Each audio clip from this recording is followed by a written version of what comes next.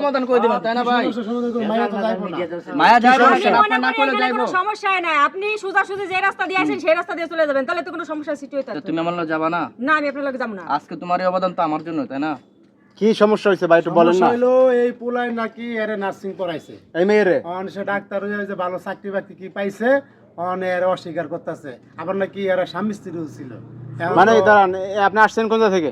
ভাই আমি আসছি থেকে বরিশাল থেকে। বরিশাল থেকে আসছেন শরীয়তপুর? শরীয়তপুর জি ভাই। আচ্ছা, আপনার এখন দাবিটা কি একটু বলেন আমাদের। আমার দাবি হচ্ছে ভাই, এখন আমার বউরে বলেন আমার সাথে যাইতে, আমার সাথে সংসার করতে। আপনার বউ জি ভাই। বিয়ে শাদী করছেন আপনারা? হুম। বিয়ে করছেন? কোর্ট ম্যারেজ ভাই।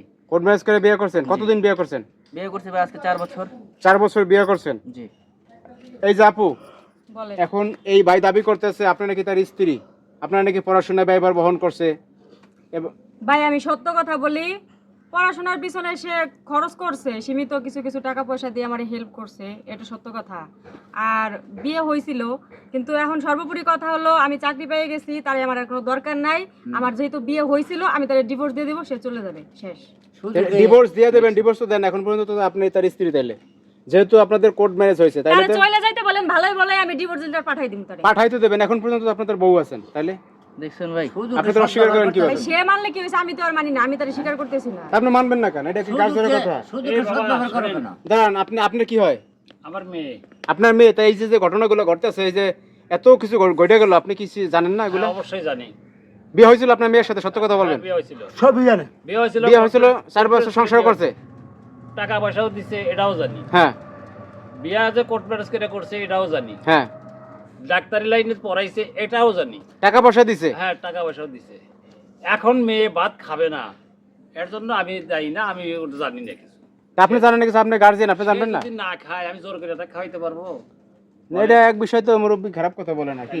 আরে ভাই, আপনারা তো আছেন, আমি তার বউ, ঠিক আছে, আমি সংসার করব না, আমার বাপ মা কি করাইতে পারবো? আপনারা কি করাইতে পারবেন? ইচ্ছা আমার। তাই আপনি টাকা পয়সা খাওয়ার সময় খাইলেন কেন টাকা? টাকা পয়সা তখন আমি তার বউ ছিলাম, সে আমার পিছনে খরচ করছে, এখন আমি তার ডিভোর্স দিয়ে দেবো, সে চলে যাবে। মানে আপনি তার মানে স্বার্থবাদী কাজ করলেন, নিজে স্বার্থদার হয়েছে। তাহলে আপনি চাকরি বিক্রি পাইছেন, আপনার দুঃসময় সে পাশে ছিল, তখন আপনি টাকা পয়সা ঠিকই নিছেন, কারণ আপনার সুসময় তা ছেড়ে দেবেন। হ্যাঁ, ভাই আমি তার টাকা নিছি, ওই আমি দরকার হলে তার টাকাও ফেরত দিয়ে দিব, কিন্তু তার সাথে আমি সংসার করতে রাজি না। তা শোনেন, আপনি কি কাজ করেন? ভাই আমি ছোটবেলা থেকেই অটো চালাই, আমার পরিবারটাও চালাই। এই আর অনেক ও কষ্টের হচ্ছে টাকা রে অনেক ভাই। কষ্ট। ও শিক্ষিত, এটা আপনার ভাই। পরিবারের সদস্য কয়জন? আমাদের পরিবার সদস্য ভাই টোটাল ছোট ভাই বোন নিয়ে 7 জন। 7 জন সদস্য। পরিবার তো বড় রে ভাই। আচ্ছা, আপনি চালান সংসার? সংসার আমি চালাই। এরপর হইছে আপনার আবার এই যে এই মায়েরও আপনি চালাইছেন। ওর লেখাপড়ার প্রতি অনেক আগ্রহ ছিল। কেমন, এবং কত টাকা এখনো পয়সা খরচ আছে। করছেন এখানে? প্রায় 15-20 লাখ টাকা গেছে। আহারে কি অনেক টাকা কষ্টে। গেছে। জমি জমা বেচছেন নাকি? হ্যাঁ, পাশাপাশি কিছু জমি জমা বেচি। হায় হায় রে, জমি জমা বিক্রি করে আপনি পড়াইছেন? আর এই মাইয়া পল্লী ডাক্তারি পড়ালেখা তো আপনি বুঝে নেই, অনেক খরচ না? আরে আপনি যেমনি কইতাছেন মনে হয় যে সম্পূর্ণ খরচই আপনি বহন করেছেন, আমার বাপের তো টাকা পয়সা ছিল এর ভিতরে।